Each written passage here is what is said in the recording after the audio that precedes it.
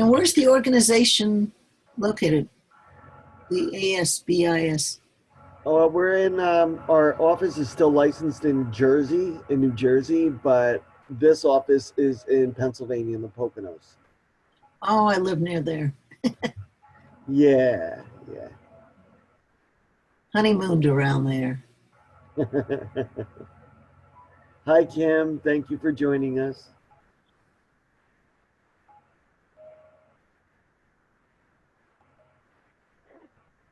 I don't see Kim. There's different views. There's a thumbnail view and an active speaker window, in like large, like small.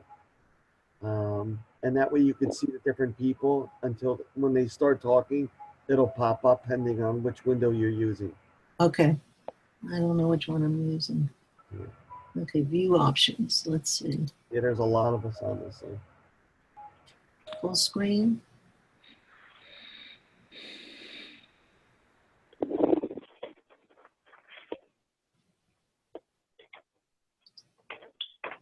Oh, We've that's. got I see.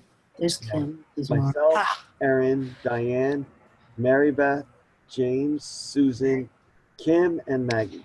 Yeah. I can now hear you. Yay, there we go. Beautiful. Can't see her.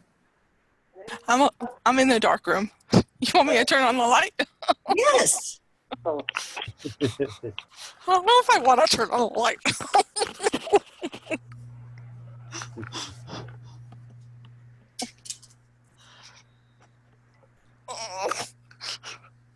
Christ, Blair Witch Project, here we come.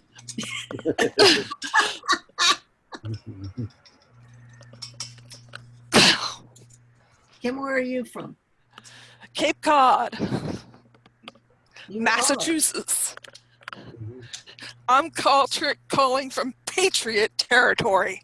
Well, I'm the North Shore of Massachusetts, and I'm Patriots also. Oh. Oh, God.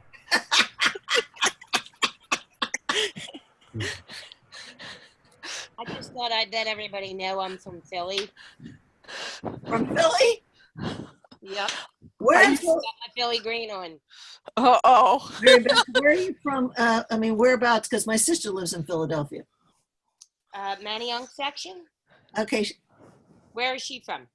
the Bala-Cynwyd area? Oh, yeah. Okay, that's my neighbor. Yeah.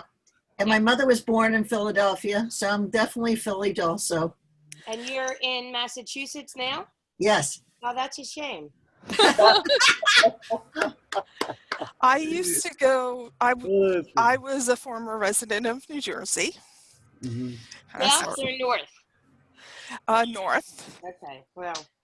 And I used to go to the most fabulous doctor in Philly by the name of Dr. Stephen Silverstein out of Jefferson. Doctor. He is a migraine and headache specialist. Oh. If you ever have need of a migraine specialist, he is the one to go to. I will keep that in mind. My youngest daughter just got accepted into their pre-med program. Okay. Yeah. Right. He's the head of that department there. For migraines and stuff. They specialize in that area there. Do you still have migraines? Yes, I do. I'm going up to Tufts in Boston. I go to all my doctors in Boston. That's where I graduated from. Oh. It's a big I'm a school. Tufts person.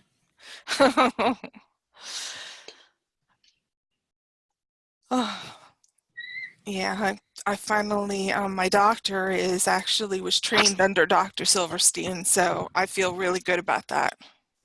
Have you ever tried feverfew? No. Have you tried Botox? Yes, I have Botox now. Does it work? Yes, it does. It halves my migraines in half. And I have daily migraines.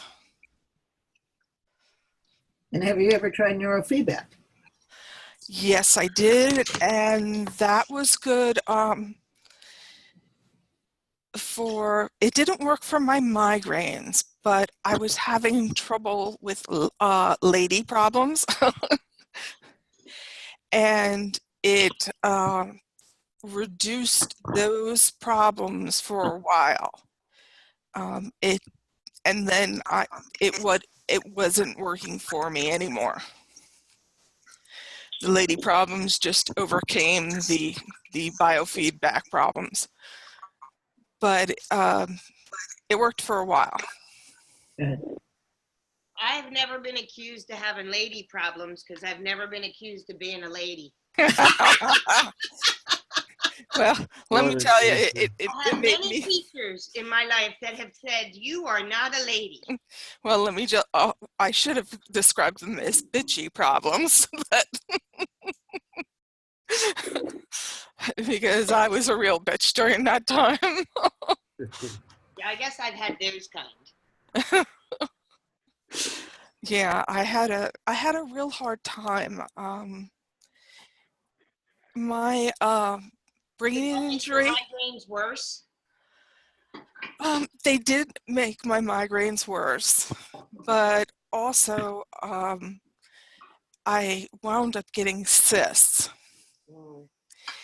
and that made other problems worse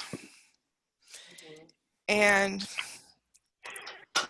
embarrassing. So one time I was in a restaurant and it was absolutely humiliating. An event happened and I ran to the hospital. It was so bad. And I was like, that's it. It's coming out. Gone. End of story. And that was about 5 years ago, and we haven't had problems with that lady problem ever since. Well, there you go. So that was a good thing. We did leave the ovaries in, so I didn't get the menopause issue. Because if you don't leave them in, it throws you into menopause right away. My mother, my aunt, my grandmother, and my great aunt all suffered from, which are all the women in my family, all suffered from migraines as they kind of got right around age 40. Yeah.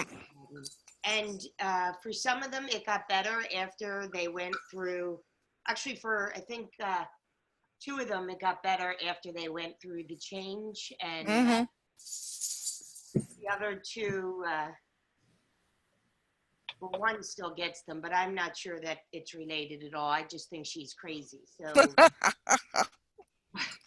but I'm 50 and approaching that time, and I have begun to start having migraines. Or I shouldn't say that, but I have begun to start having headaches often. Yeah. Well, there's a lot more my options. daughter has had migraines. Yes. There's a lot more options these days. News about the Botox that they've opened it up for kids, and my youngest daughter, she's had migraines her whole entire life. And yeah. I have a friend who is actually a doctor who she has been getting Botox for her headaches, which I thought she said were sinus headaches, for at least 5 years now. Yeah.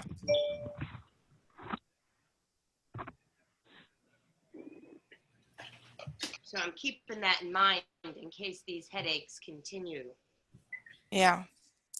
They have a lot more that they can do for you for migraines these days.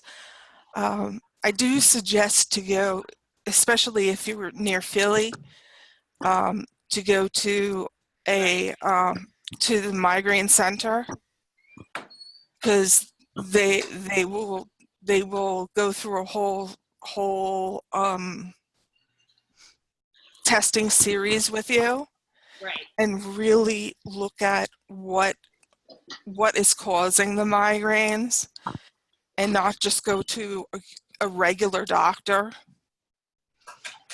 you know, and they'll just say, oh, we can give you Botox, you know, no problem. Right. You know, it's much better if you're near a hospital, a teaching hospital, or any type of hospital that has a headache center to They go to a specialize headache in- center. Yeah, Yeah. any type of center that does headaches, to go to a headache center. Because I went through that whole thing of going to a doctor first and not taking that route, and it really prolonged the process of me having migraines a lot longer and suffering a lot longer than I should have. That's unfortunate.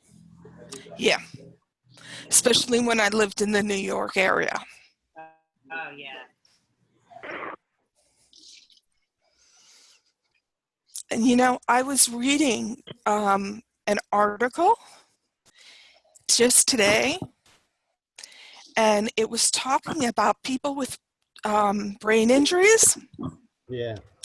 and it was talking about how we go through getting hurt, and our brain does not recover fully of the pain signals,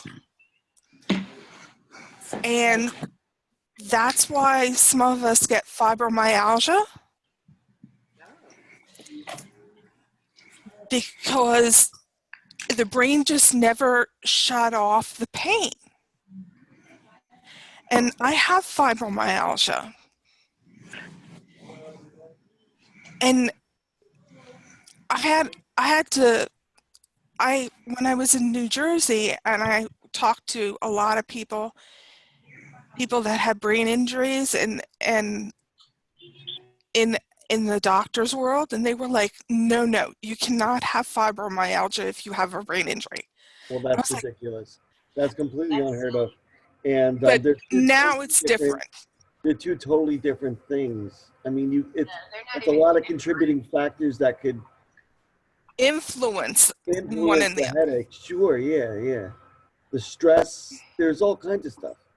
Yeah, Because but you have the pain, you have a brain injury, and you have fibro.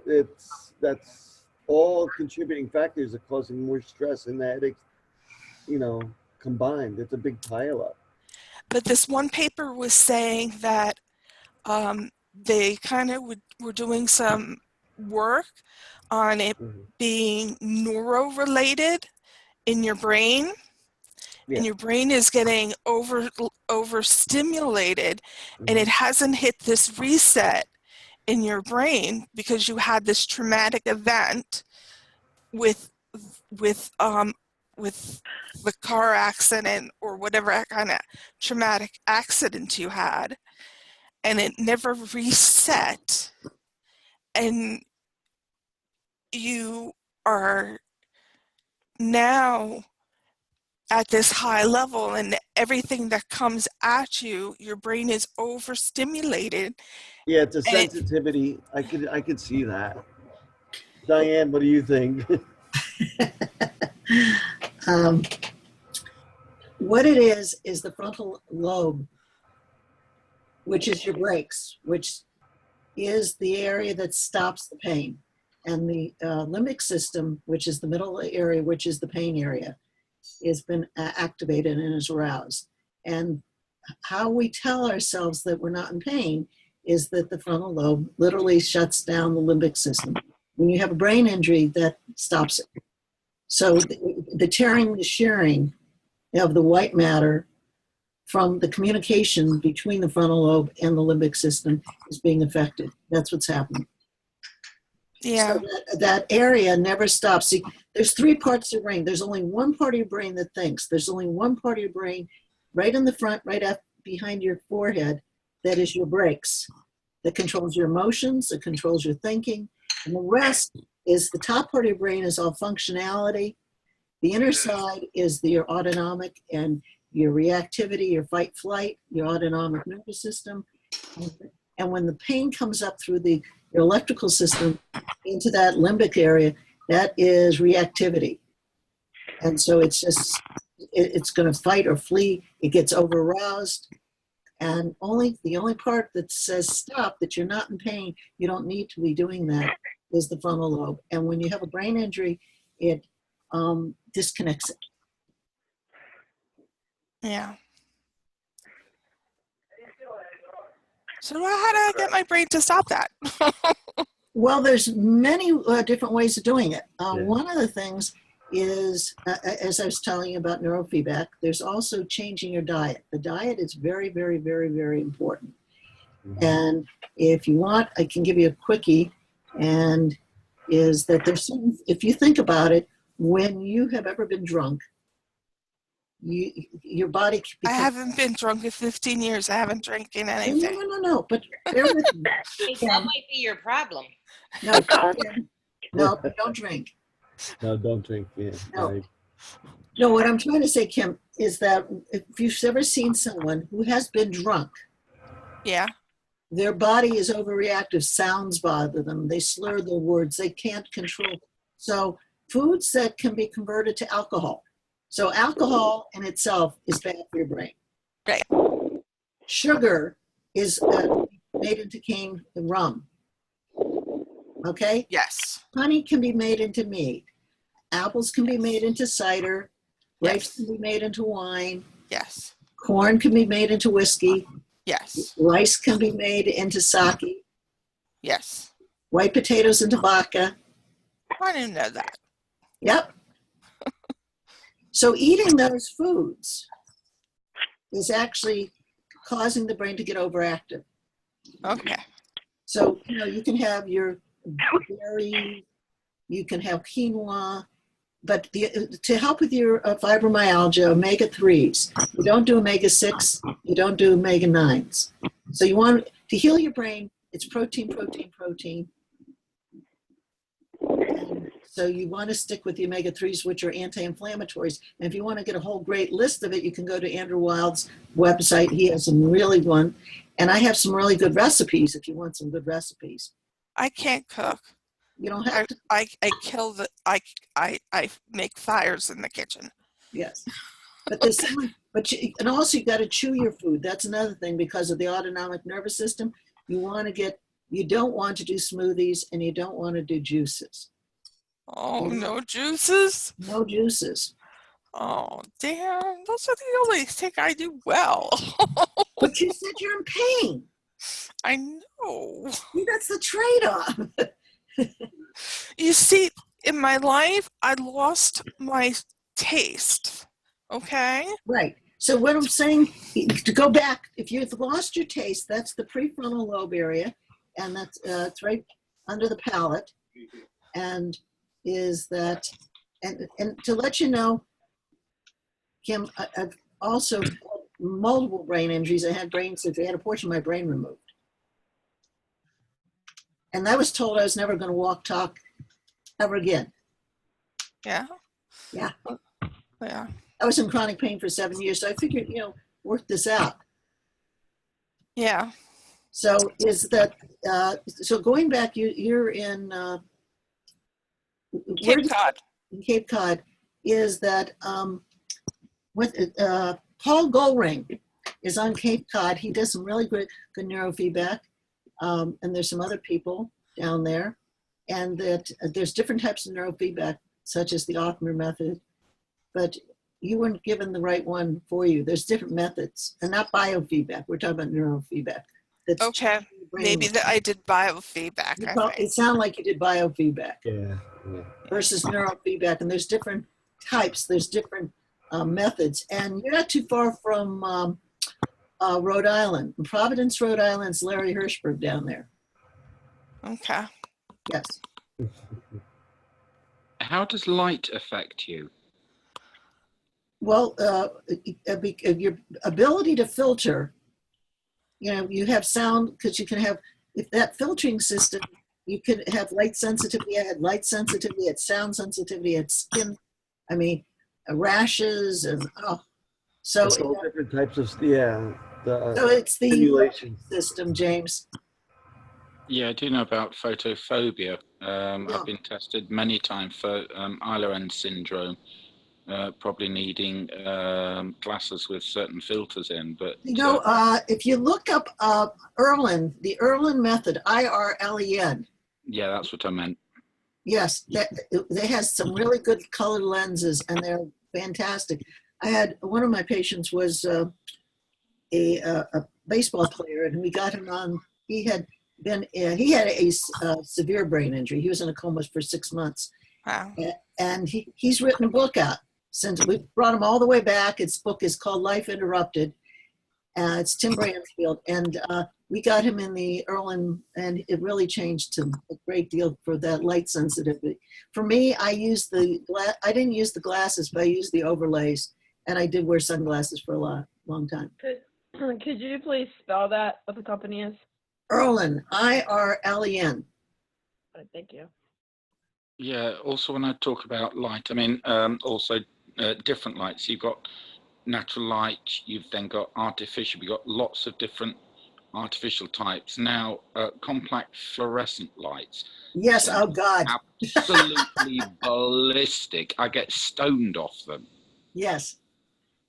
You want to try to get the daylight bulbs, the wide spectrum, but you're absolutely right. There was a store in Massachusetts here called Ann and Hope, and I could not go in there for years and years because of the fluorescent. I don't go into malls. I don't go into anything. I can't stand the noise, the bulbs. Right. Well, that's going back what I'm trying to tell you, Kim. That is that area of the brain that's being overreactive, and the frontal lobe is not putting the brakes on and doing the filtering for you. Yeah. I was going to say, sometimes I can actually see the light wave. Yes. Yes. And so this is where, getting the brain to, because of neuroplasticity, you can make new connections from that frontal lobe to control that filtering system.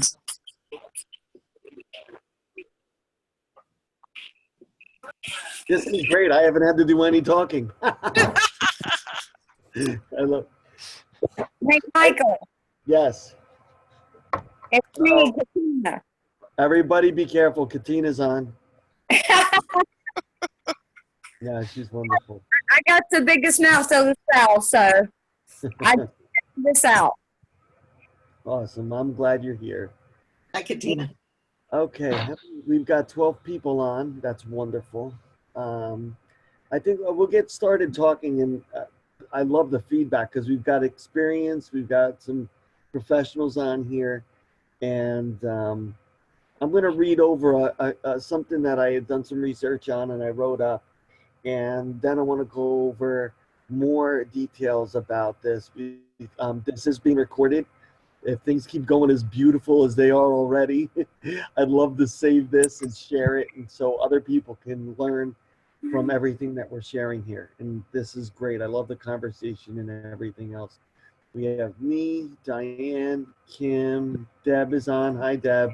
Hey there, Katina, Maribeth, my wife, Erin, Maggie, Susan, and we have an 828 area code. Who is that calling in? Deborah Schlag. Hi, Deb. Thank you. Welcome. So tonight we're talking about how we help each other through brain injury, and we all are well aware from survivors, well, for the most part, all of us know how we can help each other because we listen and we understand the struggles. A brain injury can significantly change relationships for everyone involved, and that's a big thing of what I'm bringing up tonight. And I'm hoping caregivers listen in and also hear this as well. Wow, we got a lot of people all chiming in at the same time. Yeah, that's true, Mike. So there are different degrees, as you all know, the survivors, there are different degrees of brain injury severity. milder injuries such as concussions that do not always result in significant or long-term changes. However, after severe, moderate, or complicated mild brain injuries, both survivors and their families, partners, and friends must often change their parts of their lives. The following life changes typically affect intimate relationships amongst all of them, especially like loved ones and family members. Change in responsibilities, the change in roles, the changes and challenges in communication, which we're all well aware of. Brain injury survivors often have personality traits, their challenges, their fears, and their limitations. So survivors are often surprised on how these changes also mean that they'll feel and behave differently in their relationship with others. The changes have been led to like spouses and loved ones to say they feel like they're married to a stranger. I hear that on almost a daily basis from new people that are coming in, the caregivers that contact us. And with the friends who state that they're not the same person who they used to be. And I'd like to make this one abundantly clear. The fact is, no one is the same person after they have been before, especially after a traumatic, life-changing event of any kind. We're not a product of our past. We are who we are now. Families and friends of survivors may have new concerns or fears related to both the incident that caused the injury and the new behavior traits of the survivor. Also, family and loved ones often change the focus in their lives to manage the multiple challenges that arise for their family after an injury. Or location. Yeah, well, that's another thing too, absolutely. And that comes along with the roles and responsibilities and the circumstances that follow a brain injury. The changes in the survivors' personalities and the life focus of both the survivors and the families often result in a feeling that each other do not know what to expect from one another. And there's always those big question marks. It's like a bubble over somebody's head. And the other person can't read it, you know? What are they thinking? What are they doing? That kind of thing. Uncertainty can increase the stress and anxiety within the home and abroad. So, I mean, I'm sure every single one of us that are on the call, whether you're a caregiver or a survivor, all have felt the effects of that. You know, especially like that's why I'm always stressing about proper and good communication, you know, and what comes along with it. Who else we have on here? There's Carl, James. I thought that we had somebody new on. Okay, this is good. We've got 14 people on tonight, so thank you all. Something I wanted to talk about here too, and this is a big one we haven't gotten into before, and is that how are relationships typically affected, like responsibilities. After a TBI, survivors must focus their energy on getting better and developing new skills because it's a whole new beginning again. As a result, the assignment of responsibilities must change. This means everyone in a family is involved in learning new skills and taking on jobs. That's sometimes just as devastating for some family members and loved ones as it is for the people that had the brain injury, because those responsibilities were on one person. And that's usually the Sorry, can you mute the other people so I can concentrate on you? Yeah. Yeah, there's something in the background that's really bothering me. It's like a chirping sound. Yeah. Okay. Yeah, mute everybody else and then continue on. Right. Yeah, please do. I was going to say something. Yeah, I had to. It was so awful. I muted. Oh, okay. Thank you. Okay. Let me stop the share. There's a way of doing it, but it's too complicated to try and Well, figure hang out. on, Michael. Why don't we just say Just everybody mute mute. the microphone until Oh the no, I can do Everybody, that. please. I can mute everyone. That's not a problem. I know how to do that. Hey, Michael, I have a question. I mean, I'm new on here. Can anybody see me or they can't see me? Everybody can see you. Yeah. Oh, Lord. I don't have bedhead. I'm No, you kidding. look fine. Don't worry about it, Kate. No, I'm kidding. But I do have to comment on as far as relationships go. I have a lot more to still go over. So that's I was waiting to go through this, and then we can touch base and keep. Go ahead. Okay. I'll mute everybody now so everybody can listen in, and then I'll open the microphones up so then we can discuss the things. If you don't want to forget something that I said, write it down so then we can touch the topics later again. Actually, I don't forget nothing. My brain overloads. So go ahead. I'm sorry. Okay, no problem. Thank you. Oh, we got a new person on. Okay. All right, I'm going to mute everybody. I'm going to continue reading and discussing things, and we'll go over it in a moment. Thank you. All right. Where was I? All right, we were talking about responsibilities and the change in an environment for the families and the loved ones and the survivors. How do responsibilities typically change? Survivors often give up many responsibilities, including work expectations, household chores, while they focus on getting better. Others often take on many responsibilities formerly managed by the survivors. This is what I was bringing up before. Yard work, physically maintaining their home through chores, repairs. Other things are like managing the household finances, planning and organizing family activities. And there are also new tasks for both the survivors and others, such as managing the health care of the survivor. Sometimes it's the entire family has to get involved in that. You know, who's going to take who to doctor's appointments when other things have to get done and things come up, you know. Key point two is what happens when those responsibilities change. Anytime people have to take on new responsibilities and learn how to handle new tasks, they will also experience more stress. And stress is probably the biggest key that we're going to deal with here through the whole environment. It's like if everything was laid back, we'd all be like, all right, I'm good. You good? Yeah, I'm good too. You know, it's kind of redundant, but it's not realistic. In addition to the stress of injury and recovery, the stresses of changes in responsibilities can increase tension between the family members. Families have significantly more responsibilities, also have less time for other things. In contrast, survivors who are focused on getting better, they feel like they have more time.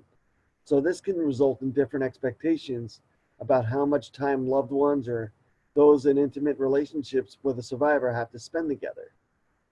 So I hope that helps clear up some questions about that, because there's a lot of people wrapped up in this. Caregivers and loved ones and stuff are all wrapped up in trying to handle everything, and then the people that are survivors are like, I want to be involved, but I don't know what I can do, or you get bored, you know. So it's equally like very frustrating. I hope we're not losing people on the call. I hear drops, but I'm not sure who it is. Okay. No, I don't know. Okay. Oh, there was only one person. So somebody might have dialed in and dropped off because there's 13. There was 14. Here are some tips I wrote down to improve relationship issues related to those responsibility changes.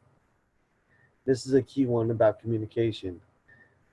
Be understanding about each other's new responsibilities. They can have a positive impact on a relationship, or that can have a positive impact on a relationship. Although it's natural to focus on oneself when a person is overwhelmed, partners must make time and effort to know all of the new responsibilities their partner is managing. You know, be cognizant of it. You know, see it. Don't just, oh, okay, I'm doing my thing, they're doing their own thing. You need to, see it and recognize it. And it's a good thing that even like those simple little thank you for doing so much. Noticing and talking about these challenges can reduce tension with the relationship with whoever it is helping you. Saying thank you, making a commitment to yourself to say thank you to each other at least once a day for attempting to manage the new responsibilities. And while they're doing it, even when they become a routine, to still say thank you is very beneficial, to each other. Another key is schedule opportunities to take breaks from responsibilities. That's a big one for both the caregivers and the survivors. Taking a break to just settle your mind is good with or without a brain injury. You don't need that to be able to just relax. The breaks can be short, maybe not be as frequent as desired. However, when survivors and families schedule time off for each other and honor that devotion, both practically and emotionally, thankfulness and respect are more likely to grow within those relationships. Another key point I put was relationship roles. In all relationships, people take on roles that often define how they behave. So that's a big one. That's a big little statement right there in that one sentence. After a brain injury, the challenges of recovery nearly always result in changes in the roles within others. While the person is with a brain injury is in the hospital, the families or significant others need to make decisions that are usually made by the survivor. This goes along with what I was saying before. Who's paying the bills? How are things getting handled? If you're not doing it together, it's one person's taking on all of that. And us as survivors need to also keep an eye on that when they immediately happen. You know, what happened with the other relationships in our households, you know, or in families that had to pick up the pace. Although people often take many different roles in the relationships over the course of a lifetime, brain injuries result in traumatic role changes that occur instantly and without any preparation, as I had said. Early on in recovery, it may seem to family members that the role changes are only temporary. And I want to make that abundantly clear because those of us that are survivors know nothing changes overnight. You never know how long. You don't know when somebody's going to peak at their improvement or when they're going to plateau or digress. It's a game of chance, really. I mean, you could try. As long as everybody's motivated and you have a positive influence on one another, things will and could get better. I'm not even reading that. I'm speaking from my heart because I've seen it. And I know that even with children with special needs and working with them, you just positive, push, and keep your head up. However, as time progresses, those around often find that these roles change may last for years or even be permanent. And that's reality. Commonly, family or loved ones can take on more leadership roles in relationships, depending on who's hurt and how the family did things before the injury. This may seem like small little shifts for them, or it may be drastic changes. So, I know I'm talking a lot. The more role changes that occur and the more dramatic these changes are, the harder it may be for all involved to adjust to these changes. Certain family dynamics may also make the role of changes more challenging.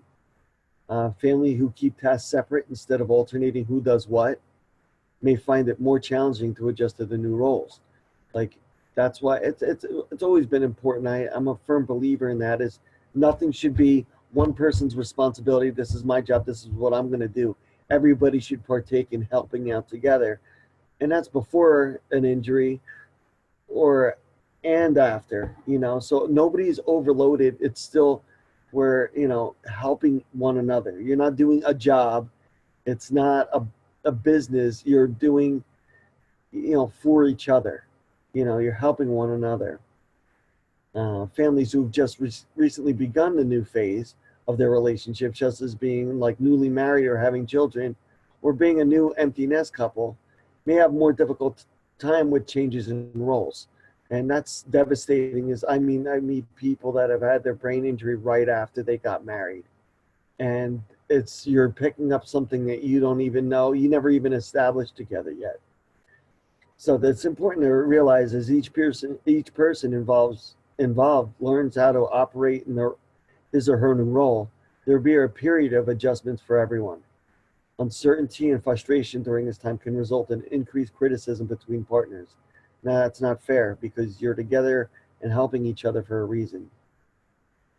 The people close to the survivors may not understand the need for the role changes and sometimes incorrectly believe that such changes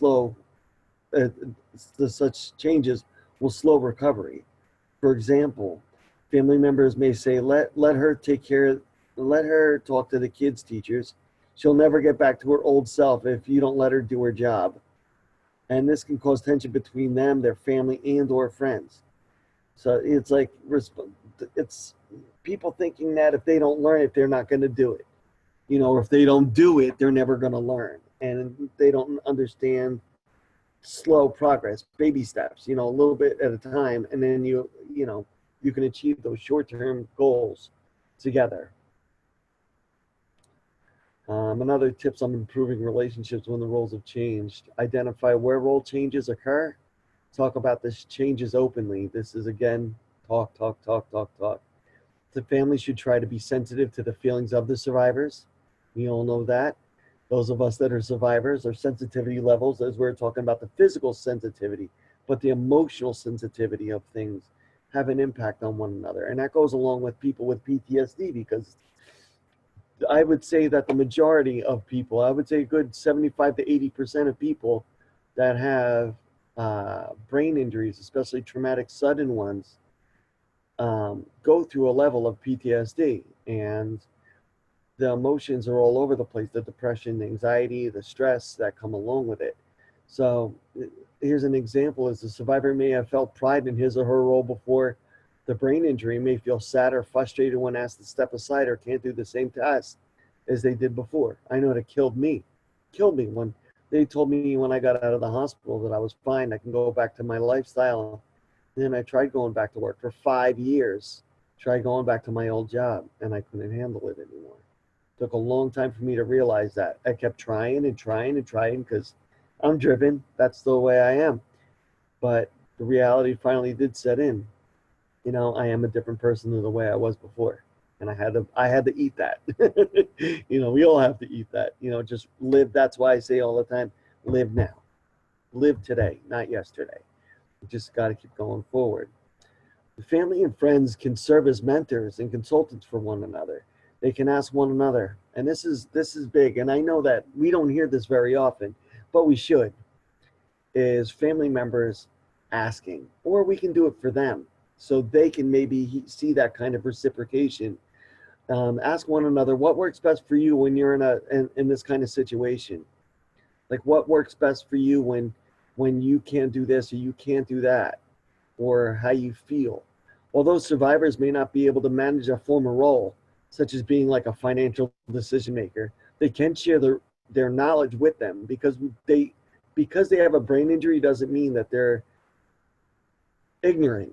You know, they still have a brilliant past, or may have a brilliant past that is still there.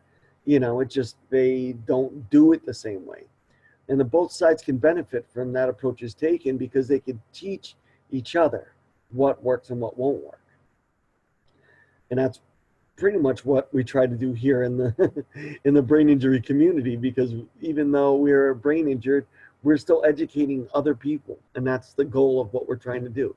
We can educate people with our past and our experiences to better their lives and amongst each other, everybody's lives. Everyone must be conscious of not criticizing each other who's taking on the new role. For example, it's unlikely that he or she will be able to handle a challenge the same way another person would have handled it. You're two different people. People have different approaches of handling any kind of situations. So families should work hard to support one another in their new roles. This includes being patient with the time it takes for everyone to feel comfortable in their new roles. Even outside of a couple, like one-on-one, family and friends need to be taught about brain injury and the changes it brings. Children who live in a home will also benefit from direct discussions about these changes. Here's an example: is I know mom used to be the person who checked our homework every day, but now she and I have decided it'll be better now if I do it. You know, this would be the dad speaking and stuff. You know, okay, let's have him do it.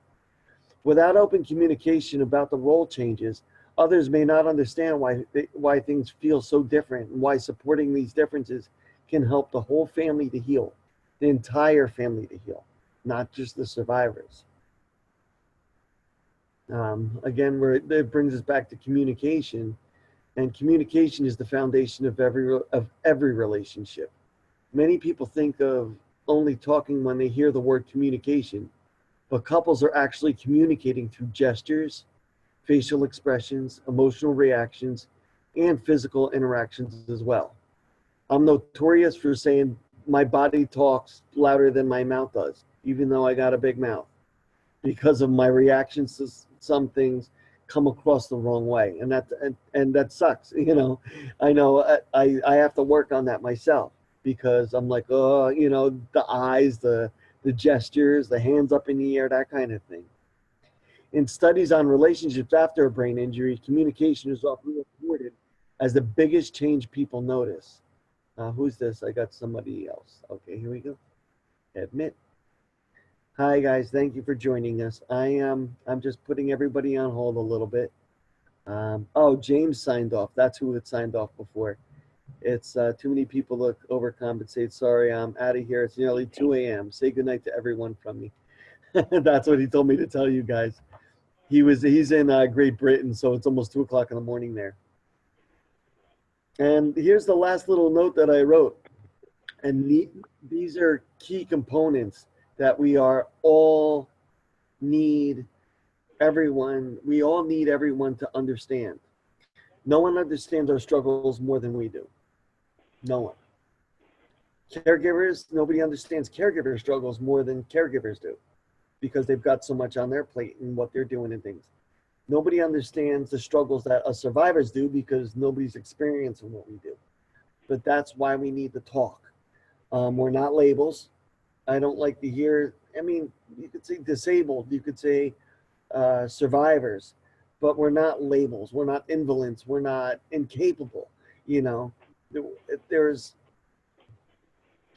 a phrase one day I heard about being handicapped that I loved, and I'm trying to remember, but this is key points is what I'm trying to make is we're not labels. We're not mannequins. You can't just mold us and put us where we are, and we're going to stay that way. We don't just mold or fix over time. This takes patience, and it takes communicating. Everybody has to do this. We have feelings, we have emotions, we have highs and lows, and we have lives of our own. A lot of people don't understand that about survivors, is that there is more to us than just what's on our shoulders. It's the feelings and emotions and impact of what's going on around us. The struggles that caregivers, families, and survivors need to be shared together. And most valuable, the most important aspect is patience amongst all of us. All of us need to be working together. And in a nutshell, that's what pretty much all I had to say. So everybody's open. The mics are open. Uh-oh, my wife just sat down so she could say her part. No, I see her waving to me.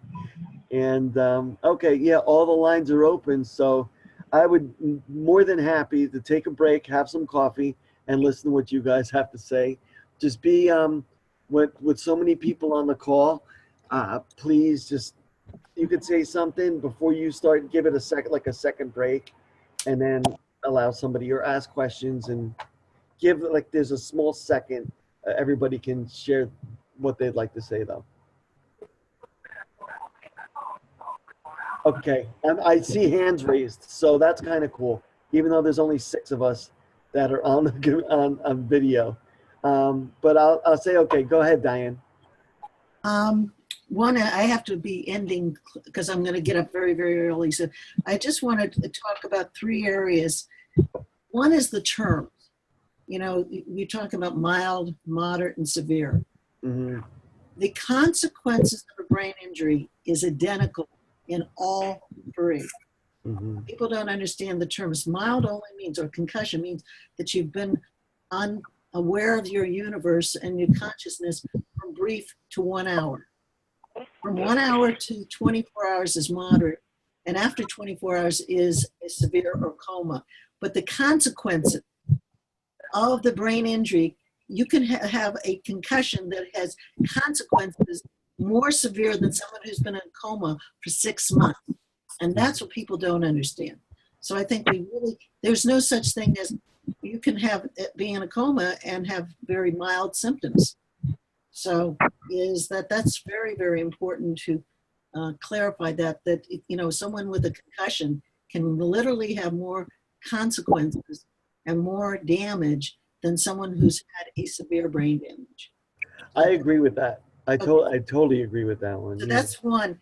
The other is that when you're talking about these relationships is also that our culture doesn't deal, other cultures, European cultures, they deal with more grieving. We have to deal with grieving the loss of self and really set aside time to bury that person, because we are now a composite of what we used to be. And as we would grieve, you know, if you leave your hometown or leaving a building, whose is that? I'm not sure who that is. That's not me. Wait a minute, I'm sorry, I don't know if that's mine. I only see you lighting up, so it might be. That's it. I'm sorry. Yeah, I apologize to everybody. That was Okay. some family members. I'm going away for vacation. Family was, and I apologize to everybody. No, it's okay. I'll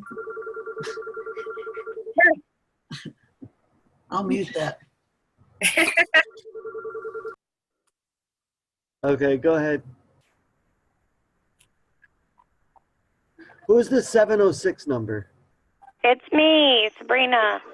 Oh, beautiful. How are you, sis? Can I finish? I'm okay. Yeah, go ahead, Diane. And the other, for helping everybody, you know, so grieving is very, very important to go through the grieving phase. Just as if there was a family member, we have to grieve who we were, we have to bury it, and really respond to grieving the loss of self. And I have a whole chapter about that. And the other is the cognitive therapy. If you can get someone who does a speech and language pathology, you know, speech and language pathologists are trained in cognitive therapy and can come into your home. It's covered under insurance and can help to people to get organized to, and they can also help the family members see what your skill sets are. And so a lot of the skill sets has really changed a lot of people's lives. So I just want to, and it's covered through your insurance. I so agree I'm going to with say that. goodnight to everyone. I hate this, and I really like to do this again and be on board here. Oh, beautiful. Yeah. There, Diane and Mary, you guys, I want you guys along on our board of directors. I was just talking about that yesterday after we had gotten off is you guys have to let me know what kind of role you'd be playing, and I'd be more than happy to have you both involved in our nonprofit. Okay. Okay, thank you. Take care. Bye. Have a good time. Enjoy your Have weekend. a good ration. Take care. I will. Thank you.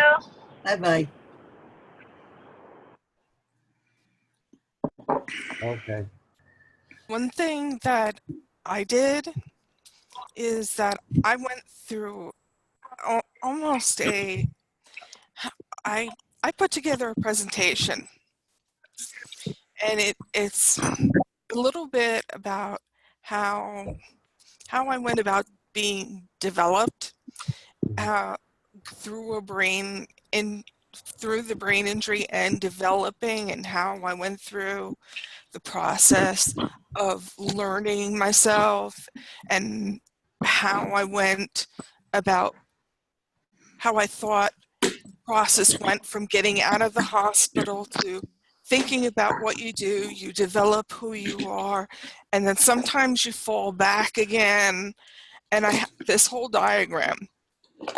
But it pretty much worked, I thought, as how it did. I wound up giving a presentation at Kessler on this. And finally, I came out and my life kind of found its own way through this. I finally found my own dream in it. Mm-hmm. And my final dream was to go and make it to Cape Cod. Because in making it to Cape Cod, I knew I needed a change of environment. I couldn't survive in the New York environment anymore. Overload. It was too much of an overload. Yeah. I knew there was help there, and I loved going to Opportunity Project in Milburn. I loved that so much, and I miss that so much. Mm-hmm. But besides that, the actual environment there was toxic for me. I've heard that from other people in New York that still live in New York, but they don't even want to come out of their homes because of the overload. Yeah, Yeah. and we always came up to Cape Cod, and I would just feel this overwhelming peace in coming up here. And it would just, when you come up here, you would just go, ah. Yeah. And we came up here about 2 years now, Mm-hmm. and I have this place in Cape Cod that I have a nice house, an acre of land. My dog loves it. And I get to go to the beach any day I want. Yeah. And people here say hello, good morning, good afternoon, good evening. I just came back for 5 more minutes. And I feel better about it. People on Cape Cod are nice people. Despite the fact that I have trouble finding services for Mm-hmm. both my fibromyalgia and my brain injury, Mm-hmm. I'm slowly finding them. But Do you know that Cape Cod?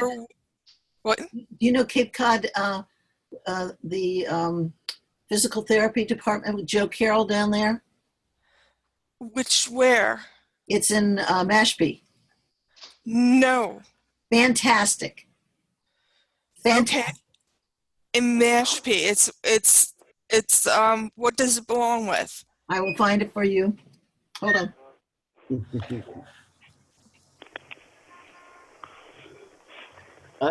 Just while she's doing that, I agree with you, Kim, because even my wife and I both agreed that when we moved to Pennsylvania, just the lifestyle difference. I went from New York to Jersey City to East Brunswick. Yeah, I didn't know how you did that. But when you moved to Jersey City, I was like, how on earth are you surviving? Yeah. Kim, But do you have a piece of paper? I'm trying to get a little. But that sense of like here it's cold, and I know it drives Anna crazy, the coldness and everything else. But when it's nice, that peace of mind and the clarity and the community and things like that, it's much more laid back around here, and it's comforting. You come springtime, it's comforting. Yeah. So yeah, I do. Tell me when you're ready, Kim. Okay, I'm getting up my notepad here on my computer. Okay, I got my notepad. Dr. Joe Carroll, Carroll, and his phone number is 508-477-4800. Wait, 508-477, and what was the last 4 digits? 4800. 4800. It's Cape Cod Rehab. It's in Mashpee, Mass. And they have great services, and they have some water therapy. You'll be doing really well. Oh, I was looking for that. You got it. Well, I'm going to have this is going to be recorded. So this is being recorded so that you will be able to backtrack and listen to this over again. So any misinformation or anything that you don't get, it'll be available. Oh, great. To help them when they're out there. And I'm glad you joined us back in, Diane. Oh, my brother called. He wished me a good trip. Okay. So we have 2 other people. I'm not sure who they are. We have an 828 number. Hello? You're quiet. Hi, Hi. Who's this? it's Deborah Schlag. Oh, hi, Deb. Okay. Would you like to contribute to any part of the conversation that we had said, or listening? Well, I missed it because I didn't get on at the beginning. So since I had never listened in on your show before, I was just listening in and kind of seeing how you process, how you work. Oh, okay. Well, thank you. I mean, this is on the Friday nights, we do specific topics. Like this is more or less about how we work together, how we can all work together after a brain injury.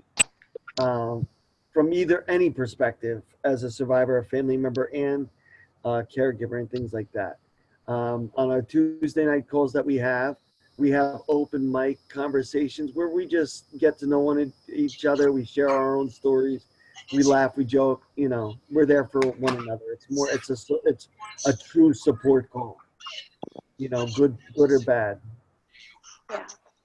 Okay. We also there's a 312 number. I was wondering who this was. Oh, that's me, Diana. Diana, okay.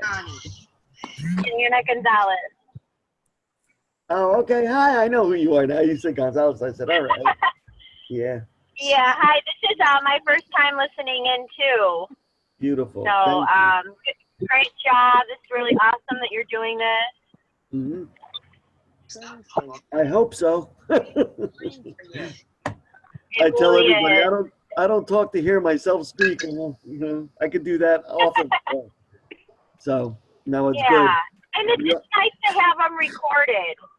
You know, I just came back, so I'm not employed, but I did have a friend recently asked me to join in on a conference that I got paid to go to, and so it was business related, and I got to hear some speakers, and I'm learning more and more that what everybody's doing now is if you want to, maybe just a suggestion, if you want to try to reach more people to join in on these calls, a lot of people are doing like this just internet, like you did, Facebook.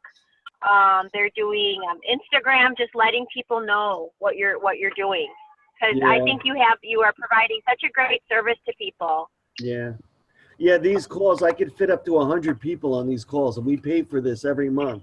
Wow. Even though it's nonprofit, we're paying for this so we can listen to each other. And it's even outside of Facebook and Instagram and Twitter and all that kind of stuff.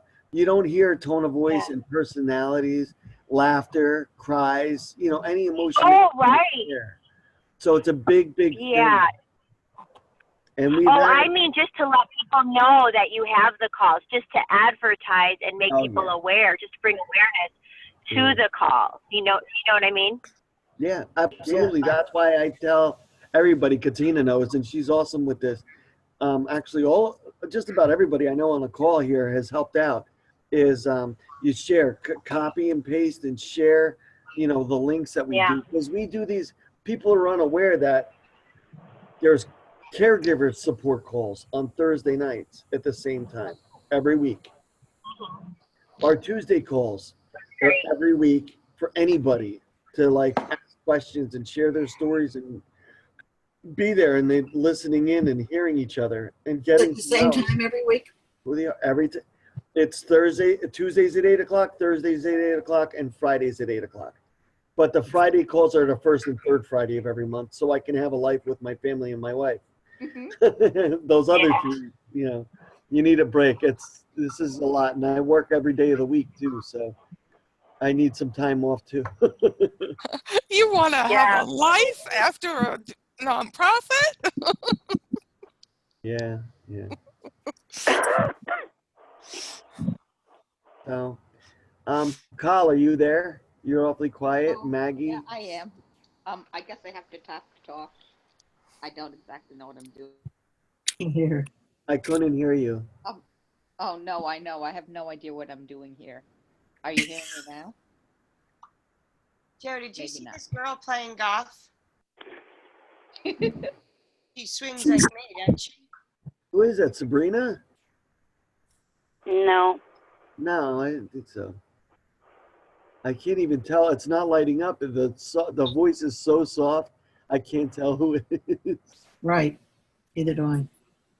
Maggie, are you there? Am I there? It's okay.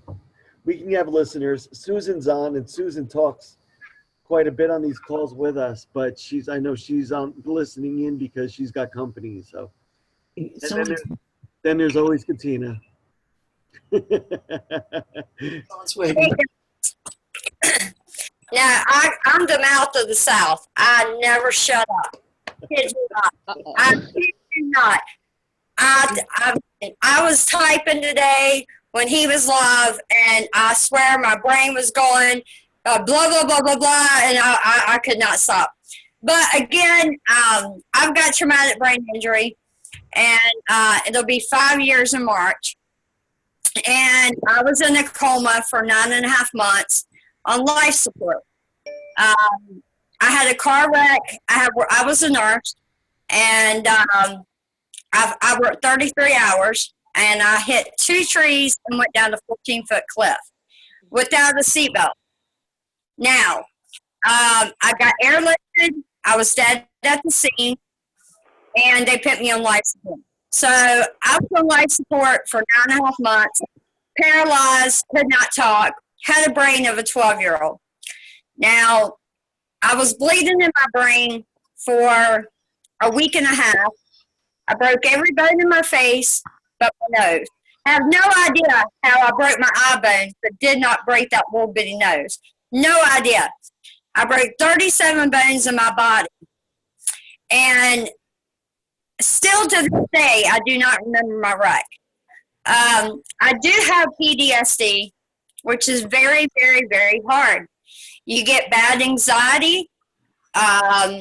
You get into a depression. You have to get out of it. And the way that I get out of my depression, how do I get out of my anxiety, is that I go live on Facebook and I open my voice. I let people know that I do have traumatic brain injury. I do have a closed head wound because I've got 3 cracks in my skull. And they said they probably would not heal for about 40 years. They're from here all the way to the back of my neck. It doesn't stop me. I keep moving forward. I don't even dust my butt off when I fall underneath the dirt. And I let people know, and I go live a lot to raise my voice because I get labeled a lot. You're crazy. You're stupid. You're brain dead. That's so not true. And my family abandoned me after my wreck. And I was actually engaged 3 weeks after I came home. My ex-fiance now kicked me out. Put me in the streets, left me in the cold for 6 months. I lived in my car. And so I opened my voice. I just want y'all to remember, my landlord's here, that none of us are to be labeled. We should come together as one and become one and stick together because nobody understands us but us. And so I just want all of y'all to hang in there and know that y'all can make it. No matter what challenges, struggles, anything, you can make it. No matter what. I know it's very hard. And like I said, I got the mouth of the South. I won't shut up. But my landlord's here and I can hear him. So I just want y'all to know we are true survivors and God gave us a second chance. So we're very special. So anyway, my landlord's here. And so come on in, Don. So my landlord's here right now, guys. But I just want y'all to know that us true survivors, we just have to stick together. And we have to stick together, and we have to stick together, and we have to open up our voice. And a lot of us get labeled. And one more thing, as far as relationships go, mine doesn't work. Because with my brain injury, they don't see when I get my little comfort zone and I don't talk, which I got the mouth of the South. But they don't understand our little comfort zones and not want to be out in the outside world. So I'm just wanting y'all to know that we are survivors, that God did give us a second chance in life. And some people, they would cut off their arm, their legs, anything to get that second chance in life. And God gave it to us. So that's what makes us so special. So we always need to just open our voice up and speak and let everybody know, and don't be ashamed that we've got traumatic brain injury and what we've been through, because we are fighters. We're true fighters. And so I want all of y'all to know, and I got to go because my landlord's here, but I just want y'all to know that, hang in there. And this is my first night tonight, and Michael, he's a great friend and has been there for me with my PTSD a lot. And he has hurt my mouth a whole lot. God forbid for Michael. But anyway, I'm going to go, but y'all just hang in there and just don't give up. Don't give up no matter what. And, but I'm going to go now because my landlord's here and I got to pay my rent. So Bye-bye. I will talk to y'all later, and just remember, Okay. just hang in there and don't give up. And if any one of y'all want to friend request me, that's fine. Whatever, just hang in there, okay? Because we got this. All right? Thank you, Talk to y'all later, Michael. Katrina, Yes. hang in 1 second. Go. This is not expensive. Go get yourself some Rescue Remedy and some aspirin. That will help. Right. Okay, another thing that I do, and I'm waiting for my landlord's waiting on me, but I've been researching about brain injuries. And if y'all can see this, that's what we were talking about today. Yeah. I showed that to Michael, and it does help the cells in your brain. It's got greens, fruits, and vegetables, and it's concentrated. It is in the grains. What kind of grains? Now, what kind of grains is in it, Katina? That's what she's asking. It's got every kind of green, every kind of vegetable, and green. She's saying green, not grain. and so what you do is you take like a 26-ounce bottle, which I will show you right quick, and you fill it up almost to the top, and you put 2 scoops of it, and you shake it really, really, really good. Now, mine is chocolate. It only comes in original chocolate. Get chocolate. Don't get the original. You'll puke. But, in my opinion, you'll puke. But the chocolate, it does taste a little bit like chocolate, but it does taste like turnip greens too. I mean, it's not the best in the world, but you want to help them cells in your brain. And they got it at Walmart for like $11.97 near the vitamin aisle. And I told Michael that today and sent him a picture. So, Katrina, do you cook? I do cook, but me being single and by myself, not really. I want to tell you about the black bean brownies. You got to go get the recipe off my website. It's really good. Okay. All right. Gotcha. Well, I got to go. My landlord's here, but y'all need to check it out, and y'all can go back and look at it. But it doesn't taste the best. It don't taste like a Milky Way bar. Wish it did, but it don't. But it does. I've only been taking it for 4 days. Michael's over here laughing like crazy. But I've been taking it for 4 days, and oh my God, I mean, I've had to like really suck it up and do it. But it makes you focus. It makes you get more energy. It defogs your brain. I've seen a huge difference in the past 4 days. I recommend it to you all. But I got to go because I got to pay my rent to my landlord. So anyway, much love to you all. Michael, message me later, and I'll talk to y'all later, okay? All right. All right, bye. Bye. Is Diane? I wish I had that energy.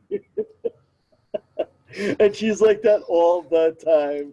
I wish I had her energy. Oh man, I could get rid of this fiber right fast if I had her energy. Yeah. Don't talk to Only Jeff. bottle that. Is Diana still there? Yeah, Diana's on. I just want her website. She said go to my website for the brownies. Yes. Oh, this is my first time listening. Yes. It's drdiane.com. Okay. It's Yes. diane.com. It has some really great, it has breakfast, lunch, dinners, but the chocolate brownies are brain food, protein, wonderful for your brain, and the chocolate, and they're yummy. And I put cocoa nibs in there, and I get extra chocolate in there. Ooh. I got to get going. Talk to you guys soon. Bye. Bye-bye. Bye-bye. Can I bottle their energy? Right? Oh man. You That's know, why I said, let me get this. I knew she was gonna come on. That's why I said, let me get this reading out of the way, because once she goes, that cannon's going off. I thought I had the mouth from the south, but boy. Oh, I love her. No. She's so funny. Maybe you should take whatever she's drinking. No, thank you. I know she's I'm like going to that try it. I've got to go. all the time. I have to start the keto. The keto diet? Oh, I'm doing Yeah, the I have to do it for seizures, so everything. I have to get a weight machine for food. Now, Okay. now yeah. I don't know. My understanding is that many times in adults it doesn't work as well, and I haven't had great success with it for my seizures. But nonetheless, I don't have I don't know how many seizures do you have per month. Let's say. Too many. More than 5? Yeah, the last big one I had though was very scary. It lasted almost 5 minutes. Oh my God. Sorry to hear that. No, it I was know. a full tonic colonic, so. Right. And they just diagnosed me with SLE, so. Yeah, I'm going. And who is this speaking? Oh, this is It's Carl. Sabrina. Sabrina. Sorry, who? Well, Okay, Carl, so sorry. I guess I'm not following. Who's having the seizures? Sabrina. both of us, I guess. Sabrina has the seizure issues. Okay. Sorry to hear that. Okay. And, Here's my call. Carl does as well. You know, Well, they want me to try the keto diet. I'm not sure I can afford it, but I got to try it. Yeah. I was doing the CBD oil. Had huge success with it, but I could no longer afford it. It was $150 a month. Wow. Now, So you don't have any kind of insurance that covers those types of things? no, I have icky, disgusting Medicaid because I'm disabled and Yeah. No, I didn't know. work long enough to. I never checked if Medicaid did. I guess that's what I have. I understand. My sister signed me up for the insurance because she Medicare didn't or want me paying Medicaid? Cobra. I'm on Medicaid. Right. Yeah.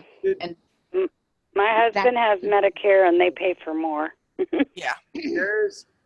Let us check. We can do this outside of the call because there is in some areas they do have supplemental Part D help where you may be of assistance for you, but it depends on each state is different and the resources. Yeah, Georgia doesn't have any supplementals. I rechecked. I did a lot of research to try to find because they don't pay for physical therapy. They don't pay for chiropractic care. Where do you They live? don't pay. Georgia. Oh. He's in Georgia. Might as well call it Hellville. Yeah. No, Florida evidently isn't a whole lot different in that respect you're talking about. Well, I lived in Florida, and they actually did pay for chiropractic care where I lived. And my sister Kathy she's taking care of an aunt of mine, and I guess she kind of sees that this is stuff that my aunt isn't getting, but interesting. That's one thing I like about Massachusetts. It's been since 2005 since I lived in Florida, so it may have changed, but whenever I was down there, they did pay for my chiropractic care. They paid for my dental. Here, they don't pay for, half the stuff that Florida did. Florida even paid for my physical therapy. Yeah. Georgia won't pay for any of it. Florida's funny because it goes by county. Even if Yep. I lived in Florida, yeah, that we had Polk County. I lived in Polk County for a while, and Polk County had their own healthcare system that they were able to help me out with things. Then when I moved to Jupiter, I didn't have anything. So again, Yeah. Yeah. I lived in Henry County. Mm-hmm. Yeah, when I moved to Massachusetts, they allowed me, I'm on Medicare, and they allowed me to have supplemental insurance, which New Jersey doesn't allow disabled people to have. Mm-hmm. Where in Massachusetts do you live? Cape Cod. Yeah. How about where on the Cape? I heard Mashpee referenced. Where on the Cape do you live? Brewster. Oh, okay. Yeah, no, I go up every year. There's in May, Boston has a walk for epilepsy. So normally Okay. my sisters and I do that, and there's a friend of mine who I might be in this year going out to visit. So I'm hoping maybe to be on the Cape sometime. Oh, good. Yeah. So we'll see what we can connect. Me and my family did a 5K walk for epilepsy. We were last, but it doesn't matter when you finish. It just matters that we finished. That's it. You just go there. You're representing. You're not. It's not about how well you do and all that. Yeah. I used to do them. I had like a 70-year-old man pass me. He's like, come on, I'm a lot older than you. You should be able to move faster than me. I'm like, where I live, I can't walk down my street without a bottle of mace and possibly carrying a handgun. So thanks, but no thanks. Where do you live? I live in a little town called Hepzibah. In Georgia. And in Georgia, okay. Yeah, and as the town of Augusta is emerging on us, because like we're a 2-lane road and it was very rural, and now we're a 4-lane road and the city's approaching. It seems like all the drug dealers and all the gangbangers and everything like that are moving more out this way, and I'm like, oh, what did I buy my place for? This was so serene before. It was so quiet, and now I've got a neighbor who harasses us for over a year. We've been dealing with that. He killed one of my horses. And hey, Maribeth. Do you still have hard. I have a mini that's blind.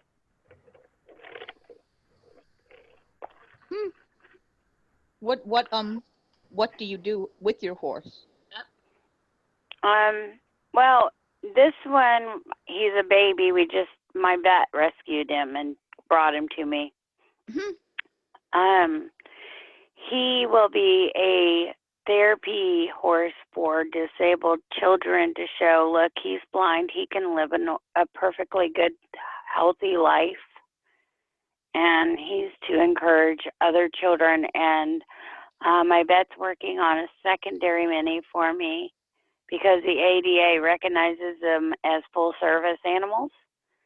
And she found one that had been trained but failed the program, and she knows how good I am with horses and knows that I can train them. And she's going to have me get this one to for myself because my dog is getting old and I can't pay another $5,000+ to have another service animal trained for my epilepsy and for my PTSD and now lupus and everything else that they've thrown at me the last few years. I've got brain cancer. I've had a traumatic brain injury. I've had a stroke, a couple heart attacks. So I guess the horses keep me alive. That could be. Because it's the only thing that makes the nightmares from the PTSD and stuff go away. I can just go and sit with them and it just goes away. Yeah. And my neighbor keeps trying to get me to lose my variance to have a horse on my property, which Michael helped me actually get my variance. You remember that, Michael? That's how we met. Yep. I posted a video of my seizure, and you contacted me, and you offered me help, and I was like, well, I am fighting to get a variance for my horse. Yeah. A And long now time ago. the new neighbors that's been there for like a year and 3 months has been trying to get me to lose my variance.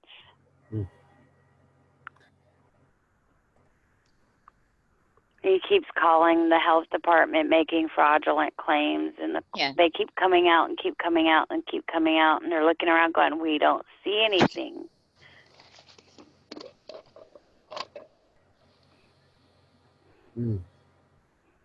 But yeah, I don't know if you caught that I got diagnosed, Michael, on Facebook or not. Yeah, I did. I watched.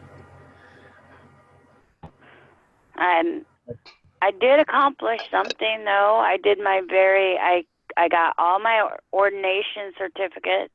I saw that too. And I did my very first wedding. It was a weird one, but I thought it was beautiful. It was nice. I saw the pictures and everything. That was awesome. I had a dress and a medieval gown.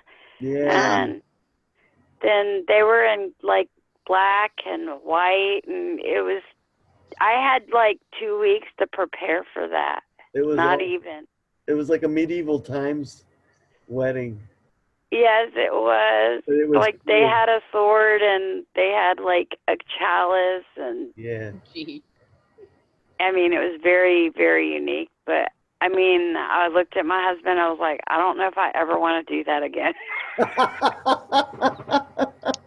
It's a monument. It's something to remember. That's all. I've done photography. My friend got married like that, and I did the photography for his wedding. Yeah. I stuttered so bad a couple of times, and I was just like thinking to myself, these poor people. I'm like tripping over my words, and I have them right in front of me, and I start stuttering. And I was like, oh, God, stop stuttering. Please, please, please stop stuttering. I want to give Maribeth a chance to say hi and to meet my wife on here. But I'd love you guys to meet her because she's one of the most valuable people that's going to be working with our organization. And I adore her. So, hi. Hi. You've been so quiet. My wife too. Both of you guys have been muted the whole time. Yeah, it's been great. I got my nails painted. I got my dishes done. I actually did the same thing. So much noise. It's been great listening to all of the stories and hearing what people have to contribute. It's been fantastic. I wanted to ask, what was the one woman that had had to jump off? She gave the site of Dr. Diane. Is that her site? That's hers. Yeah. She's a brain injury survivor who's all the way as far as you can go. Like now she's got a doctorate and everything. I mean, she's amazing too.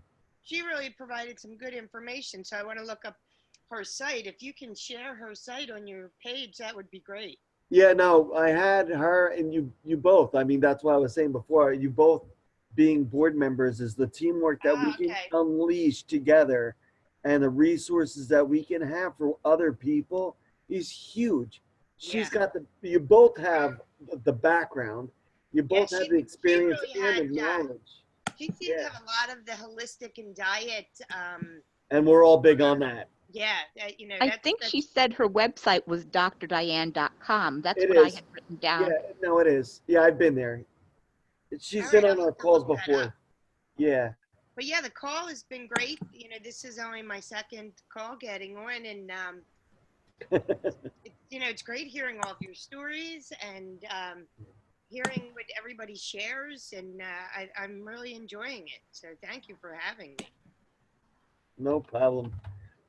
I love it. I told you, we're a family together, man. But there's no joke about it. like the stuff that we share, you know, good and bad, we all are there through hard times and everything together. And I get that sense that you guys really get to know each other and people feel really comfortable yeah, sharing yeah. openly, and I think that's fantastic. That's like we were saying before. I mean, how unique is the case with Sabrina, where I helped her with her therapy dog. I mean, therapy horse. You know, for her, that was something that I just thought. And who would have guessed? But I just thought it was something that needed to be done. She needed a backup, and she needed somebody to support what she was doing and who she, you know, what she needed. And I said, there's no way that there should be any restrictions based on her. This is it's a therapy animal. You know, this is it helps her reduce the amount of seizures she's having. There's no ifs, ands, or buts about it, and it worked. But it's those little things that go on above and beyond, or just brushing it aside, that really stands out, you know, amongst us. And I love that. I don't know if you remember, we talked all way back when you were just on Skype. Oh, Kim? Yeah. Oh, yeah. I mean, well, we started doing Skype calls. Susan knows. Susan's been there with me since it started. And Skype, started doing Skype in like 2005. Yeah. Who did we just lose? Who was that? I don't know. Diana? It wasn't me. No, it was Diana. She just messaged me on Facebook and she says, "That's Sabrina talking?" I said, "Yeah." And then she got lost. Happened. Okay. We need you to do things at once. Yeah. Oh, I think I made that noise. I don't know. I'm putting Diane's website on our website right now while we're talking. I was very fortunate when I had my brain injury.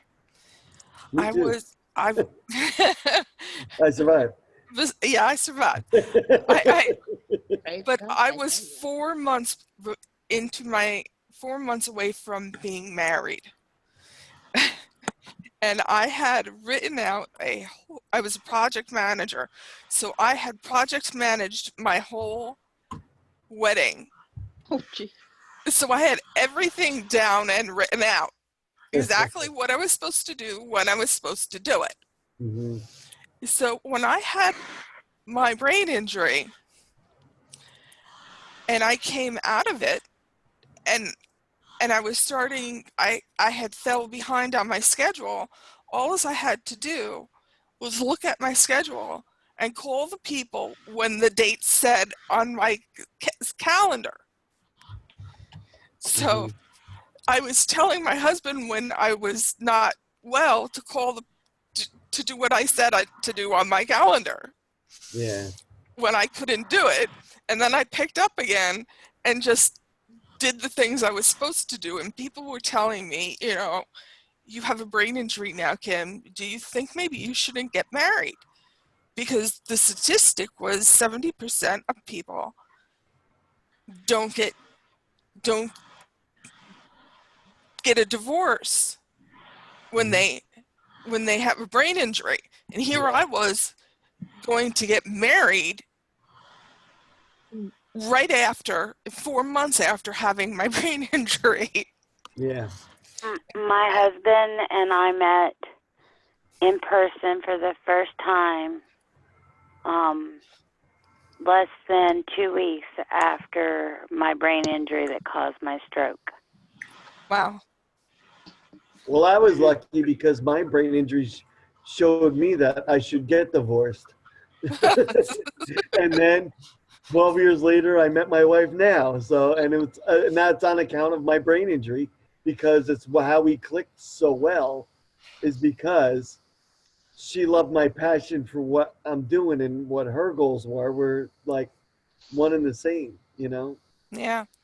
It you know, something's changed with me.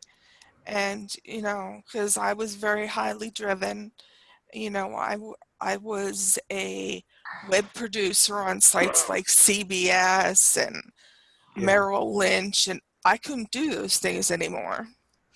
I became disabled, and so I had to go through that grieving process that Diane spoke about. Yeah. You know, I went through that, and you know, I began at OP teaching people how to go through that, because I believed in that grieving process, that you all have to go through that you have to let go of your old self. Take the skills that you had, because a lot of them still are there. Just because you got a brain injury doesn't mean that all the skills that you acquired through your life doesn't mean they all went boink. That's what I was talking about. That was one of the topics I brought up on you know, in the beginning, is your experiences are still part of who you are. You may not be able to do them, but your memory and the way that you did it in the past it's a long-term memory still. So it's there. Sometimes the processing isn't there like the way it wants to go, but your knowledge is knowledge, and those experiences still part of who you are, and you can educate somebody else. Yeah, you know, and basically when I gave my talk was saying that you take those Michael, little bitty. I'm not hanging up. I'm just switching phones. I just wanted to let you know. Oh, okay. My phone is beeping at me going, I'm dying. Okay. All right. Well, we only have about 15 more minutes left. So it's up to you. That's fine. I'll be here. I just wanted to let you know so you didn't hear a weird clicking noise and think you lost somebody. All right, dear. Thank you. I switched. Okay, go ahead. I'm listening. Okay. Sorry. But you know, you have those skills that you had, and you can take them with you and transform them into something else that will make you happy. Yeah. You know, because you have to develop a new dream for you that'll make you happy now. And once you let that grieving process go, you let your old self go, truly let it go. You know, because it's hard to let your old self go. Because you worked so damn hard on your old self.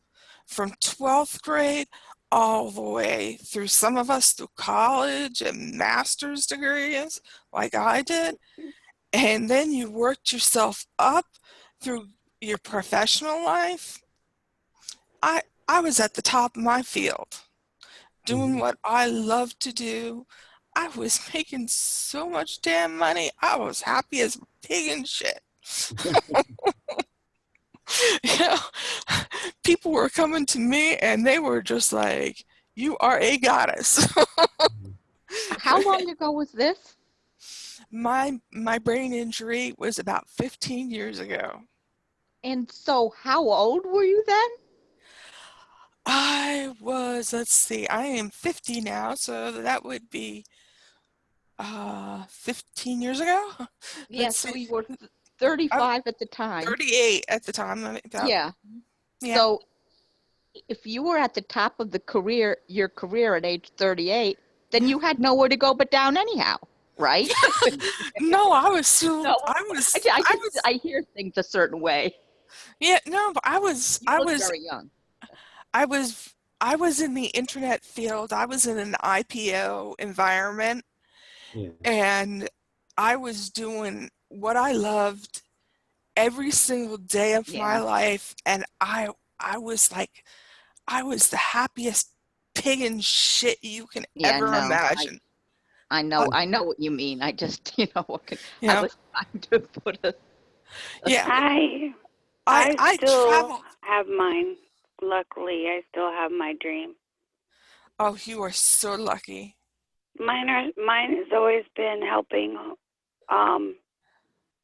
abused horses. Yeah. Yeah. Ever Yeah. since I was born, my mom said I should have been born on the back of a horse.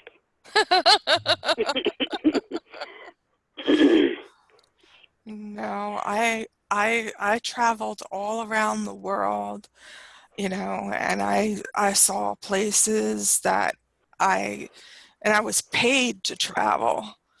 You know, I I did websites for huge companies, and then I taught people to use software, and then I gave speeches in front of hundreds of people.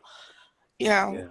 when I got my brain injury, my biggest accomplishment was when I was with Opportunity Project. They helped me get my act together, and I worked with them and the brain injury people, and at Kessler, Yeah.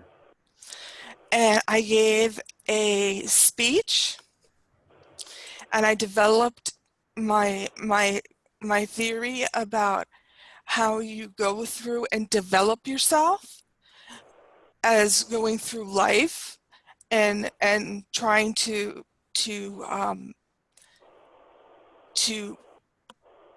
develop yourself and become what you're ultimately going to become, kind of giving you a pathway to follow instead of just blindly going through, you know, your traumatic brain injury, giving you kind of a workflow type of thing, so you had something to shoot for instead of saying, okay, I'm out of rehab, what the hell do I do now? You know, something to kind of say, okay, this is what I need to do. This is what I need to focus on. This is They didn't even put me in rehab for mine. They just sent me home with pills. Yeah, the rehab these days is horrible. I was lucky when I was going through I had good insurance, and the rehab back when I was going was pretty good. They've cut down on rehab an awful lot, and I'm very sorry about that. You know, it's a very disappointing and horrible things that has been going on in our health community. You know. Well, I mean, it seems like even with my diagnosis, like, you know, back in the day when you were diagnosed with something, doctors would at least give you a pamphlet, something, information about what they diagnosed you with.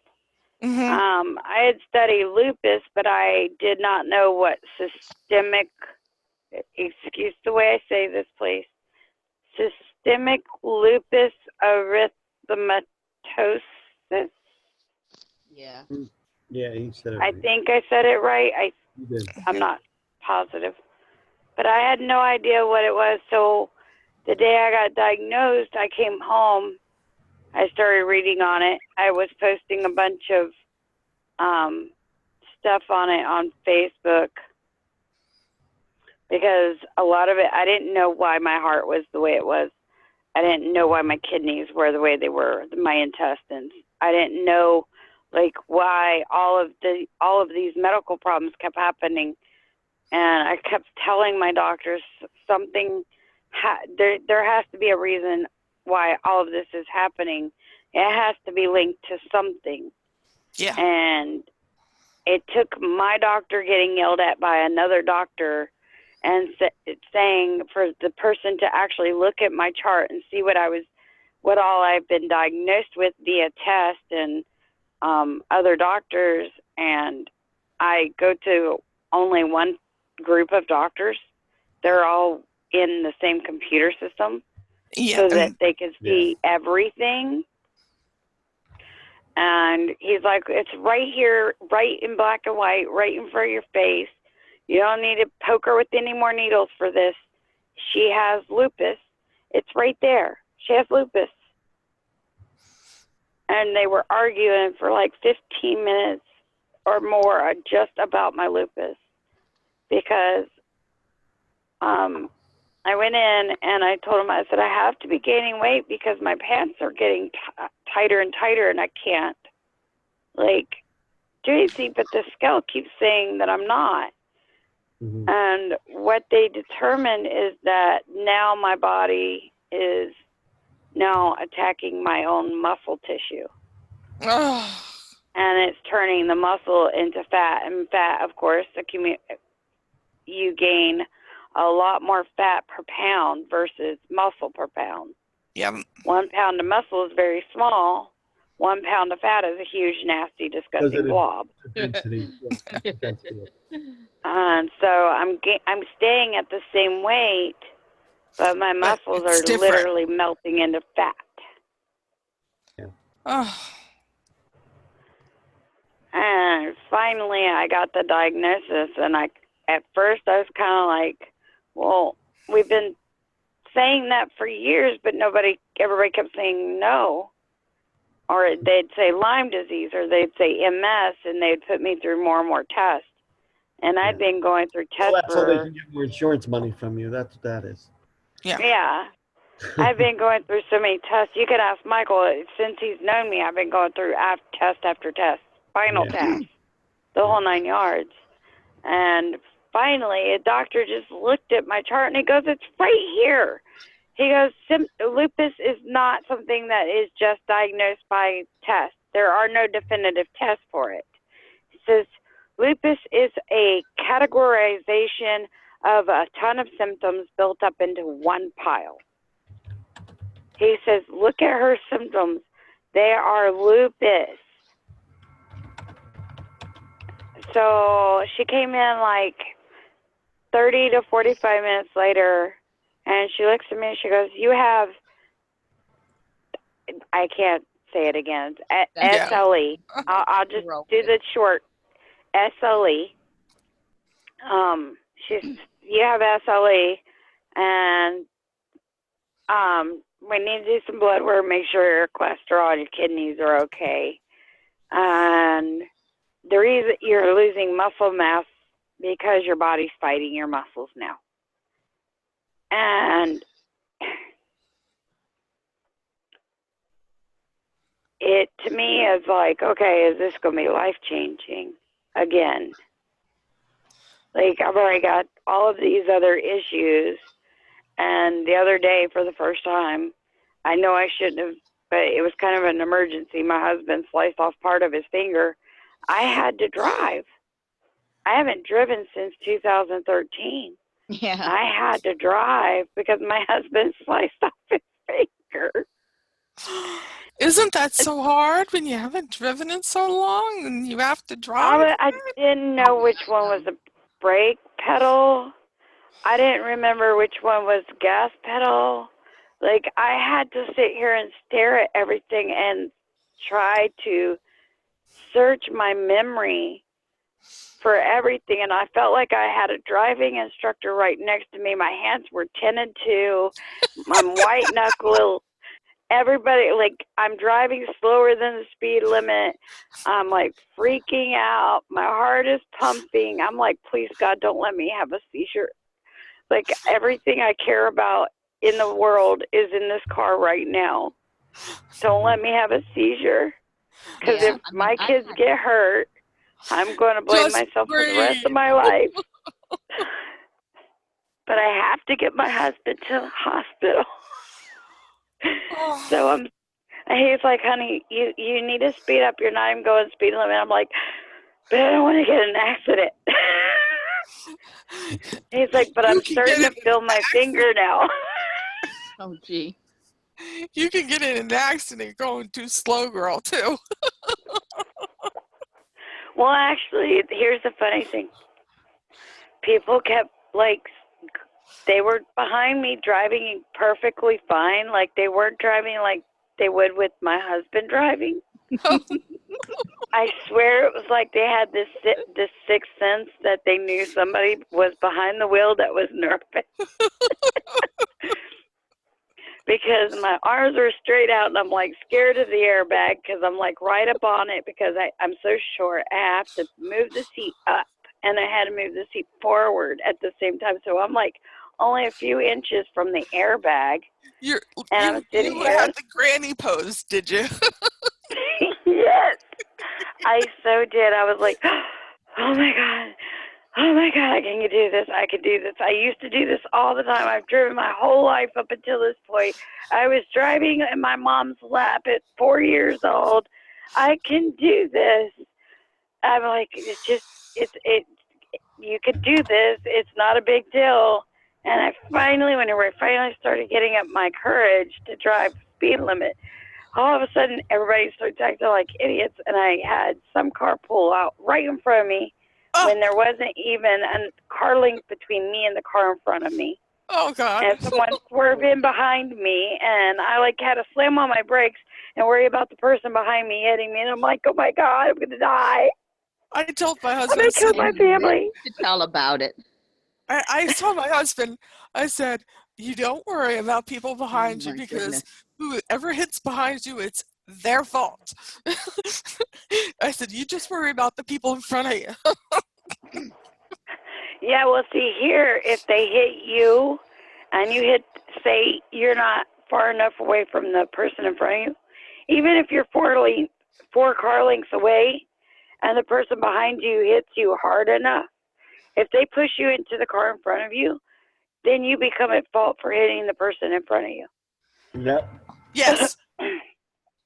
But usually it's the last person in line's fault. Yeah.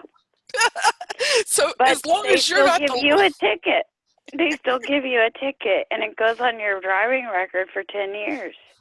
Mm-hmm. Oh, I thought it went always to the last person in line. No, not in Georgia. Like, you could have a 7-car pile, okay? Say there's 7 cars that all hit each other. You got the car in the front that got hit. They're not at fault. But every car all the way back to the very back is in fault, in between. So the person up front is lucky, but everybody else isn't. See, in New Jersey, it goes all the way to the back. And to the back, the person at last is at fault for everybody up front. You pushed everybody into other people, yeah. Yeah. The last should be first and the first shall be last. Yes. I am so, I have to say, though, I'm very proud of myself. I have not had a seizure. Oh. I did not have a seizure when my husband cut off his finger. That's a very good thing. That was I did not freak out. I actually picked up his finger off the ground, took it inside and rinsed it off and stuck it on his hand, and I said, press it down and hold it there. You were one brave girl. I made him hold it on as tight as possible. I said, come press it down so that blood will start to go to it. Because if not, they're not going to be able to salvage it. And then we get in the car, and I'm like, oh, my God. I was fine until driving. But 11 stitches, and it got blood flow back. So I saved part of his finger he cut off. Wow. This is totally amazing. I am so proud I have not had a seizure. You still haven't? Is that what you're saying? Huh? You said you're so proud you have not had a seizure. You're just talking about your... Yes, I'm so proud of it. Because normally, if I get stressed out, I have the big seizures. And I did not have a seizure the last 2 days. Oh, so you've gone days without one. That's... Huh? No, you've gone... How long do you have between seizures? It depends on my stress. But the last one I had was only a week ago. Yeah. See, I get fibro attacks. I hate fibromyalgia. That's part of the lupus, along with chronic, hold on, chronic bleh, fatigue syndrome. Yes. I just came out of one very bad one where I was sitting there saying, thank God I don't have a gun in this household. That's all I gotta say. I I never was like, felt like that with my lupus or my fibro or anything like that, but that's because they had me on Valium, and it actually really helps with the fibro as well. It might even help with your seizures. I mean, if It that's does. yeah. So see, maybe you've got a lot going for you in those respects. That's something you need to make sure you put together with all your doctors. Well, all You my know, doctors all work in the same team, and great. they all can see my chart. Like, it's Yeah. all online now. So each doctor I go to, I make sure they're, like, where we're at, we have 3 different main hospitals. There's 5, but we have 3 main ones. The one I go to is called University. And all of the primary care providers, rheumatologists, neurologists, oncologists, endocrinologists, and epiologists, and all of those. Huh? Yeah, epileptologist. Yeah, sorry. Yeah. I'm horrible at saying those. All of those are all university. I won't go to any of the other ones because I want each and every one of them to be able to work like a team, like one unit. Yeah, I don't disagree with that at all. I mean, That way they know what medicine I'm on. They know what doctor is running what test, so I don't have to go through this test 23 different times. Like, yeah, they probably have if you can use it, these things that are called my chart. Some of them will have. That's what it is. It's my chart. Yeah. But it's called my chart. Right. Yeah. So that's exactly what they're using. Yeah. So that's one way that they can oversee what other prescriptions you're being prescribed, and then maybe without needing to say anything. Yeah, I don't even have to take my. Would see that Valium were prescribed and realized that maybe he could lower the strength of something else, or that kind of thing, you know. Well, I'm only on total medications now. I'm down to 4. I'm on Valium twice a day. I'm on Flexeril. I'm on Phenagrin because, as we know, TBIs, I don't care how long ago they were, they always make you nauseous. I've got a permanent prescription of Phenagrin, Valium, Flexeril, and high allergy medicine, and that's it. Well, then is Valium the only medication that could possibly cover control prescriptions? Or me talking. Is Valium your only prescription that would possibly control seizures? Because you'd have to be on. Wow. That's the only one because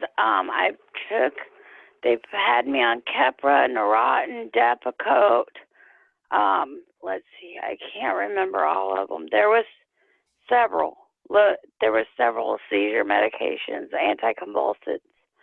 And I'm on more epilepsy medications than you are on medications in total. I had so many bad reactions to them that Keppra, in fact, almost killed me because it put me in a 10-minute tonic-clonic. Yeah, I'm going in for this new test for fibro. Actually, it was actually discovered for people with brain injuries at first that had fibro, and it's a skin test, and they look at your at your nerve fiber. They call it, I think it's like nerve fibers that are in your skin. The upper layer of connective nerve system. Yeah. Nervous system. Yeah. And it's supposedly a lot of people who have fibro, a good portion of them have this this problem with their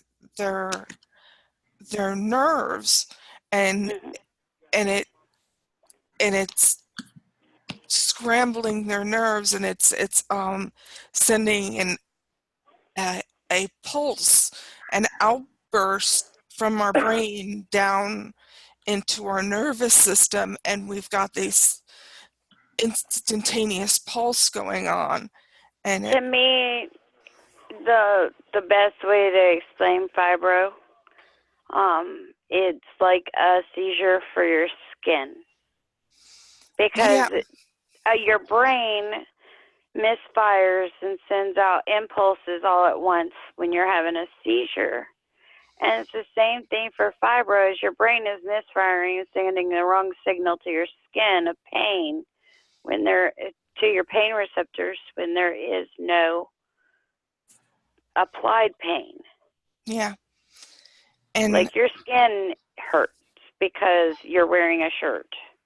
Yeah. And apparently, Mass General has a test that they do to determine this. Mm-hmm. They take a couple of skin tests in a couple of places on your body, and they determine if this is what is occurring with you. Yeah. I hate to cut you guys short. Are we keeping you overtime? Yeah, I'm tired, and we have a funeral to go to in the morning, so in Jersey. Oh, I know what that So goes. we got to get up early, drive to Jersey City, drop off my mother-in-law, then go to the funeral, and oh, I'm down the whole sorry. state. Yeah, it's okay. No, it's a long Michael. day. I've been here since 8 o'clock, but yeah. Hugs and blessings. Oh, thank you. Our sympathies. Yeah, I still have to wind this up, record the video, put it on YouTube, and edit it, and all that. I still got to do that before I go home. So there's a Well, lot. give Anna a hug for me, okay? She's right here. She's listening. She's watching. She's on the call. Hi, Anna. I love you. I love you too. Okay, enough of this mushy crap. Come on, let's go. It was nice talking to everyone. Yeah, no problem. Maribeth. Good night, everyone. Good night. Maribeth, me, you, Night, and Anna have to sit and chat soon. Yes, I will. Let me know what your availability is Monday or any day after Sunday. Okay, yeah, this weekend's shot. Yeah, I can't do I'm nothing. kind of swamped, but after this weekend, I have a lot of availability. Okay, hon. All righty. Have a great